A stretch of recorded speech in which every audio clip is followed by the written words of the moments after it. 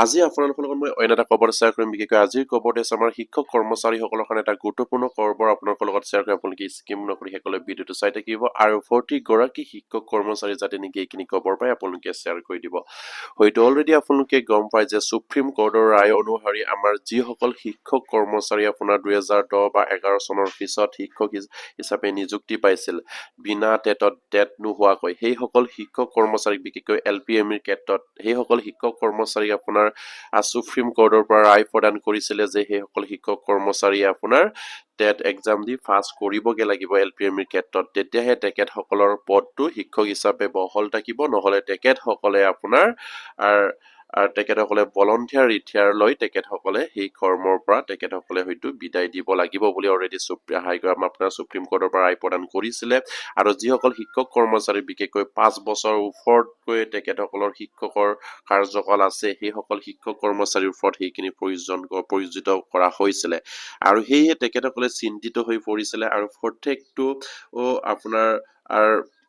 ৰাইজৰ প্ৰত্যেকটো চৰকাৰে হয়তো বিবেচনালৈ আহিছে অলৰেডি ঠিক তেনেকৈ এটা গুৰুত্বপূৰ্ণভাৱে এইসকল শিক্ষক কৰ্মচাৰীৰ কথা চিন্তা কৰি আমাৰ তামিলনাডু চৰকাৰে এটা গুৰুত্বপূৰ্ণ ৰায় তেখেতসকলে গুৰুত্বপূৰ্ণ এটা নটিচ পাব্লিছ কৰিছে তামিলনাডু চৰকাৰৰ পৰা সেইসকল শিক্ষক কৰ্মচাৰীৰ কথা চিন্তা কৰি যিসকল শিক্ষক কৰ্মচাৰীয়ে টেট নোহোৱাকৈ তেখেতসকলে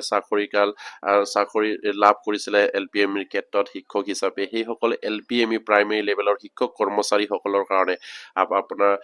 আপাৰ প্ৰাইমেৰী আৰু লোৱাৰ প্ৰাইমেৰী শিক্ষক কৰ্মচাৰীসকলৰ কাৰণে তেখেতসকলে চিন্তা কৰি তামিলনাডু চৰকাৰে এটা বিশেষ টেট অনুষ্ঠিত কৰিবলৈ গৈ আছে আৰু এইসকল শিক্ষক কৰ্মচাৰীৰ উদ্ধাৰ হকে সেইখন চৰকাৰে বা সেইখন ৰাজ্যৰ চৰকাৰে চিন্তা কৰিছে কিন্তু তেখেতসকলে হয়তো কেটেগৰী ৱাইজত সেইসকল শিক্ষক কৰ্মচাৰীক বিশেষকৈ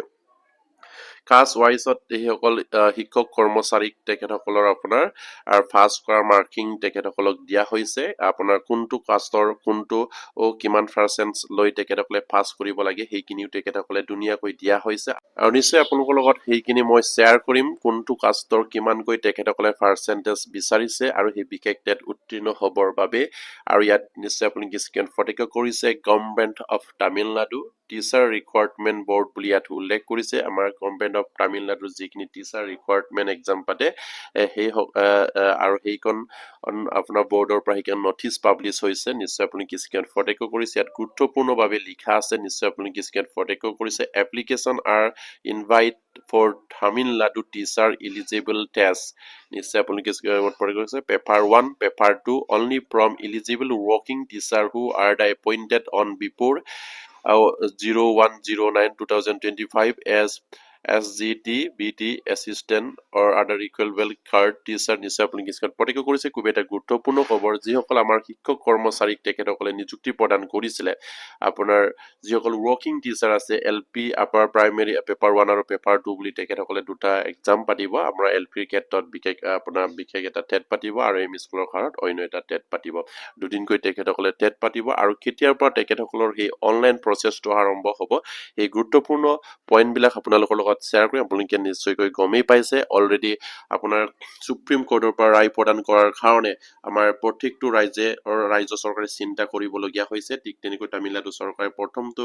ডিচিশ্যন তেখেতসকলে লৈছে যে সেই তেখেতসকলৰ ৰাজ্যত যিসকল শিক্ষক কৰ্মচাৰী বিনা টেটত কাম কৰি আছিলে তেখেতসকলক টেট দিবৰ বাবে বিশেষ টেট পাতি তেখেতসকলে উদ্ধাৰ কৰিবলৈ চিন্তা কৰিছে আৰু হয়তো আমি জনাত তামিলনাডু চৰকাৰে সেইখিনি কাম কৰিছে আৰু নিশ্চয়কৈ ঠিক তেনেকৈ হয়তো অসম চৰকাৰে হয়তো আমাৰ যিসকল শিক্ষক কৰ্মচাৰী বৰ্তমান বিনা টেটত কাম কৰি আছে 5 বছৰতকৈ ওপৰত কাৰ্যকাল যিসকল শিক্ষক কৰ্মচাৰী আছে তেখেতসকলকো হয়তো বিশেষ টেট পাতিব আপোনালোকেও নিশ্চয়কৈ সেই বিশেষ টেট উত্তীৰ্ণ হ'ব লাগিব আৰু তামিলনাডু চৰকাৰে যি ধৰণে খাস ৱাইজত তেখেতসকলক পাছ কৰা এটা পাৰ্চেন্টেজ তেখেতসকলক ইয়াত সিলেক্ট কৰি দিছে ঠিক তেনেকৈ হয়তো অসম চৰকাৰো কৰিব বুলি আমাৰ সেইসকল শিক্ষক কৰ্মচাৰীয়ে নিশ্চয়কৈ আশাবাদী আৰু নিশ্চয়কৈ অসম চৰকাৰো সেইদৰে কৰিব আৰু আপোনালোকক মই দেখুৱাম তামিলনাডু চৰকাৰে কিমান তাৰিখৰ পৰা তেখেতসকলৰ এপ্লিকেশ্যন ডেট অনলাইন সাবমিট আৰম্ভ হ'ব আৰু কোনটো কাষ্টৰ কিমানকৈ তেখেতসকলে পাৰ্চেন্টেজ লৈ পাছ কৰিব লাগিব সেইখিনি ধুনীয়াকৈ আপোনালোকৰ লগত মই শ্বেয়াৰ কৰি আপোনালোকে স্কিম নকৰি শেষলৈ ভিডিঅ'টো চাই থাকিব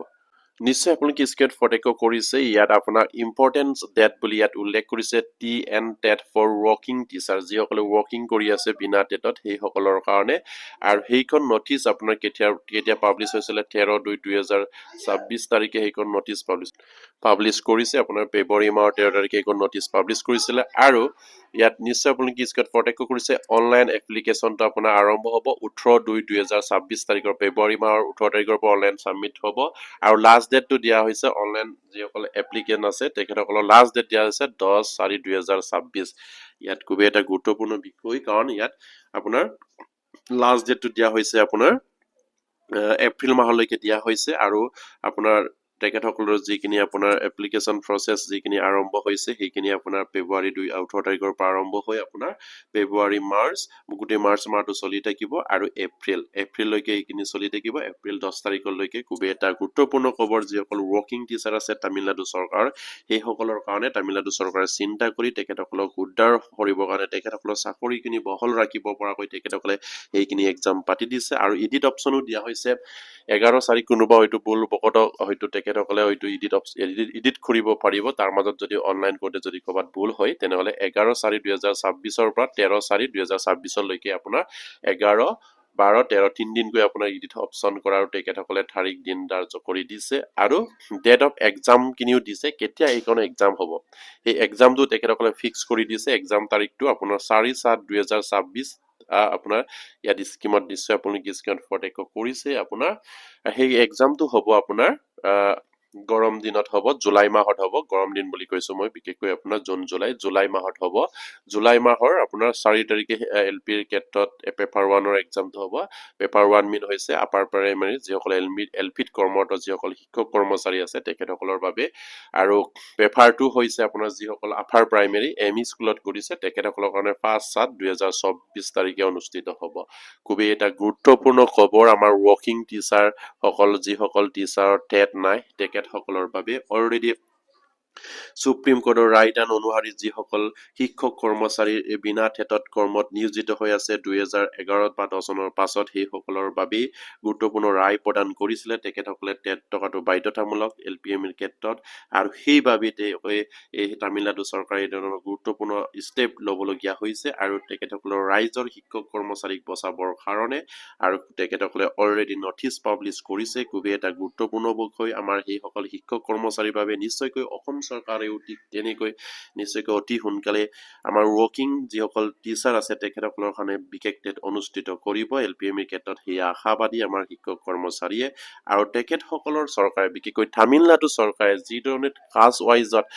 উত্তীৰ্ণৰ পাৰ্চেণ্টেজটো তেখেতসকলে ইয়াত বাছি দিছে সেই আপোনালোকক মই শ্বেয়াৰ কৰিম আপোনালোকে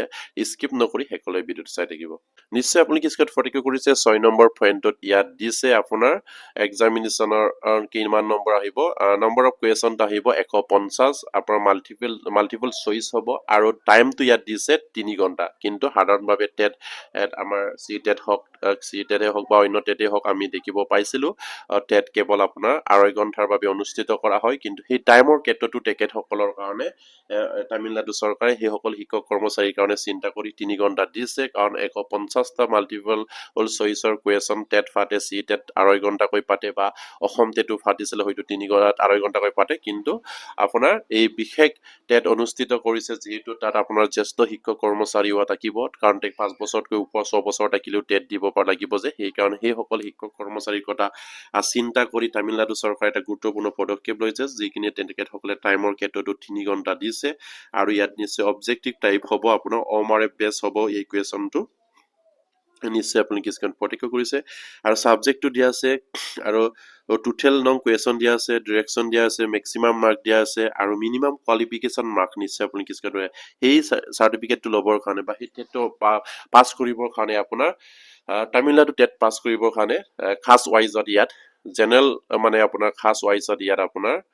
মাৰ্কিং কৰি দিয়া হৈছে কোনটো কাষ্টৰ কিমানকৈ পাৰ্চেন্টেজ লাগিব ফাৰ্ষ্ট পাৰ্চেন্টেজ আপোনাৰ জেনেৰেলক কিমান লাগিব OBC কিমান লাগিব SC ST কিমান লাগিব সেইখিনি ইয়াত মাৰ্কিং কৰি দিয়া হৈছে খুবেই এটা গুৰুত্বপূৰ্ণ বিষয় আৰু গুৰুত্বপূৰ্ণভাৱে তেখেতসকলে চৰকাৰে চিন্তা কৰি আমাৰ যিসকল কৰ্মত নিয়োজিত শিক্ষক কৰ্মচাৰী তেখেতসকলক উদ্ধাৰৰ বাবে সেইদৰে তেখেতসকলে কাষ্ট ৱাইজত আপোনালোকে তেখেতসকলে পাৰ্চেন্টেজ ইয়াত দিছে আপোনালোকে দিছে পেপাৰ 1ত 150 নম্বৰ কুৱেশ্যন থাকিব 3 ঘণ্টা থাকিব মাৰ্ক আপোনাৰ মেক্সিমাম মাৰ্ক থাকিব 150 আৰু ফৰ জেনেৰেল কেটেগৰী আপোনাৰ পেপাৰ 1ত জেনেৰেল কেটেগৰীৰ বাবে 60% লাগিব 150ত 60% হলে 90 পাব লাগিব 90 নম্বৰ পালেহে তেখেতসকলে এইখন চাৰ্টিফিকেট পাব টেট চাৰ্টিফিকেটটো আৰু পৰ আৰু ইয়াত BC A BCM MBC আৰু DNC and PW ৰ বাবে আপোনাৰ 50% তেখেতসকলে 150ৰ ভিতৰত আপোনাৰ 75% পালে তেখেতসকলে পাছ হ'ব আমাৰ খুব এটা গুৰুত্বপূৰ্ণ ডিসিশন লৈ তেখেতসকলে সেই ধৰণে পাৰ্চেন্টেজ ওয়াইজত তেখেতসকলে আপোনাৰ ৰেহাই দিছে আমাৰ এই সকল ওয়াৰ্কিং শিক্ষক কৰ্মচাৰীসকলক জেনেৰেল কাষ্টক 60% লাগিব আৰু BC BMC লাগিব MBC লাগিব আপোনাৰ 50% মানে 75 মাৰ্ক লাগিব 150ৰ ভিতৰত 75 নম্বৰ পালেও পাছ হ'ব আৰু for SC SCA and ST আৰু যিসকল SC SCA আৰু ST আছে তামিলনাডুৰ ৰাজ্যত সেই সকলৰ বাবে 40% লাগিব মানে 40% 150ৰ ভিতৰত 60 নম্বৰ পালেও পাছ হ'ব মানে 150ৰ ভিতৰত আমাক তেখেতসকলক লাগিব বিশেষকৈ ST SC লাগিব আপোনাৰ 60 নম্বৰ তেখেতসকলে 150ৰ ভিতৰত 60 নম্বৰ পালেও পাছ হ'ব 40% ইয়াত নিশ্চয় আপোনালোকে স্ক্ৰীনত পাৰ্থক্য কৰিছে পেপাৰ 1ত আৰু পেপাৰ 2টো ঠিক তেনেকৈ দিছে আপোনাৰ জেনেৰেলৰ কাৰণে 90 লাগিব 60% আৰু অন্য আদাৰ কাষ্টৰ BC BMC ৰ কাৰণে আপোনাৰ লাগিব আপোনাৰ 50% মানে 75 মাৰ্ক লাগিব 150ৰ ভিতৰত আৰু SC ST ৰ বাবে আপোনাৰ 40% লাগিব আপোনাৰ 150ৰ ভিতৰত 60 নম্বৰ পালেও সেই সকল শিক্ষক কৰ্মচাৰীয়ে পাছ কৰিব খুব এটা গুৰুত্বপূৰ্ণ বিষয় সকলো প্ৰকাৰে তামিলনাডু চৰকাৰে চিন্তা চাৰ্চ কৰি সকলো কাষ্টক তেখেতসকলে চিন্তা চাৰ্চ কৰি সেইখন সিদ্ধান্ত লৈছে আপোনাৰ জেনেৰেল কাষ্টক 60% লাগে 150ৰ ভিতৰত 90 লাগিব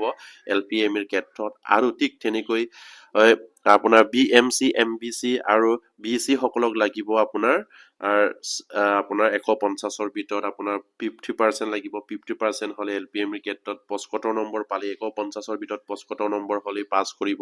আৰু ST ST ৰ বাবে 40% লাগিব মানে পাৰ্চেন্টেজ ওয়াইজত 40% আৰু তেখেতসকলে 150ৰ ভিতৰত 60 নম্বৰ পালেও আপোনাৰ SC ST যিসকল শিক্ষক কৰ্মচাৰী আছে তামিলনাডু চৰকাৰৰ আন্ডাৰত বা তামিলনাডু চৰকাৰৰ ভিতৰত যিসকল SC ST শিক্ষক হিচাপে কৰ্মৰত হৈ আছে টেট নোহোৱাকৈ সেই সকলক কেৱল 150ৰ ভিতৰত 60 নম্বৰ লাগিব আৰু 60 নম্বৰ পালি তেখেতসকলে সেইখন চাৰ্টিফিকেট পাব তামিলনাডু চৰকাৰে গুৰুত্বপূৰ্ণভাৱে এইদৰে চিন্তা কৰি প্ৰত্যেকটো কাষ্টৰ উত্তীৰ্ণৰ পাৰ্চেন্টেজ আৰু মাৰ্ক কিনি দুনিয়াকৈ তেখেতসকলে সিদ্ধান্ত লৈছে আৰু ঠিক সেইদৰেও অসম চৰকাৰে এই ধৰণৰ এটা সিদ্ধান্ত ল'ব বুলি আমাৰ অসম চৰকাৰৰ লগত যিসকল শিক্ষক কৰ্মচাৰী বৰ্তমান কৰ্মত নিয়োজিত হৈ আছে টেট নোহোৱাকৈ সেই সকলৰ বাবে চিন্তা কৰিব বুলি আমি আশাবাদী আৰু হেয়া অসম চৰকাৰ নিশ্চয়কৈ তেখেতসকলৰ প্ৰাধিকৰণ কৰি টিউটৰ সজোৱা শিক্ষক কৰ্মচাৰী সকলক ঠিক তেনেকৈ কাষ্ট ওয়াইজত উত্তীৰ্ণৰ পাৰ্চেন্টেজৰ তেখেতসকলে দুনিয়াকৈ এটা ক্যালকুলেট কৰি তেখেতসকলক এইদৰে তামিলনাডু চৰকাৰে যি ধৰণে কাষ্ট ওয়াইজত পাৰ্চেন্টেজ ওয়াইজত তেখেতসকলক পাস কৰা এটা মাৰ্কিং কৰি দিছে ঠিক তেনেকৈ অসম চৰকাৰেও আমাৰ সেই সকল আপোনাৰ টিউটৰ সাৰ্ভাইডৰ সকলৰ হকে হওক বা অন্য যিসকল শিক্ষক কৰ্মচাৰী টেট নোহোৱাকৈ কৰ্মত নিয়োজিত হৈ আছে তেখেতসকলৰ কথা চিন্তা কৰি ঠিক তেনেকৈ কৰিব বুলি আশাবাদী জেনেৰেলৰ ক্ষেত্ৰত যিদৰে 60% তামিলনাডু চৰকাৰে কৰিছে আৰু BC আৰু MBC ৰ ক্ষেত্ৰত যেনেদৰে আপোনাৰ 50% কৰিছে ঠিক তেনেকৈ SC আৰু ST ক্ষেত্ৰত 40% কৰিব ঠিক তেনেকৈ অসম চৰকাৰেও সেইদৰে পাৰ্চেন্টেজ ওয়াইজত উত্তীৰ্ণ মাৰ্কিং বা উত্তীৰ্ণৰ পাৰ্চেন্টেজ কিনি তেখেতসকলেও সেইদৰে দি এটা নিৰ্দিষ্ট দিন বাৰ তাৰিখ ঠিক কৰি সেই সকল কৰ্মৰত শিক্ষক কৰ্মচাৰীৰ উদ্ধাৰ হকে অসম চৰকাৰেও চিন্তা কৰিব বুলি আশাবাদী আৰু 40জন শিক্ষক কৰ্মচাৰী যাতে নেকি হে আমাৰ খবৰ কিনি পাই আপোনালোকে শ্বেয়াৰ কৰি দিব আৰু অসম চৰকাৰ যাতে নেকি দৃষ্টিগোচৰ হয় হেয়া নিশ্চয়কৈ আপোনালোকে শ্বেয়াৰ কৰি দিব আৰু অসম চৰকাৰেও নিশ্চয়কৈ আমাৰ যিসকল বিনা টেটত বৰ্তমান কৰ্মত নিয়োজিত হৈ আছে LPM ক্ষেত্ৰত তেখেতসকলৰ কাৰণে বিশেষ টেট আৰু যিসকল টিউটৰৰ বাবে অসম চৰকাৰ টেট প্ৰয়োজন বুলি কৈ আছে তেখেতসকলেও আৰু যেন বিশেষ টেট তামিলনাডু চৰকাৰে যি ধৰণে আপোনাৰ খাস ওয়াইজত মাৰ্কিং পাস কৰা মাৰ্কিং কৰিছে ঠিক তেনেকৈ মাৰ্কিং কৰিব বুলি প্ৰতিগৰাকী টিউটৰ সাৰ্ভাইডৰসকলে আশা কৰি আছে আৰু প্ৰতিগৰাকী টিউটৰ সাৰ্ভাইডৰসকলক মই শেষত অনুৰোধ কৰিম আপোনালোকৰ সমস্যাবিলাক লৈ নিশ্চয়কৈ আমাৰ কমেন্ট বক্সত কমেন্ট কৰিব যিমান পাৰে আমি আপোনালোকৰ কমেন্টবিলাক চাই শ্বেয়াৰ কৰিবলৈ চেষ্টা কৰিম আজি ভিডিঅ'টো ইমানতে কৰিলো নমস্কাৰ জয়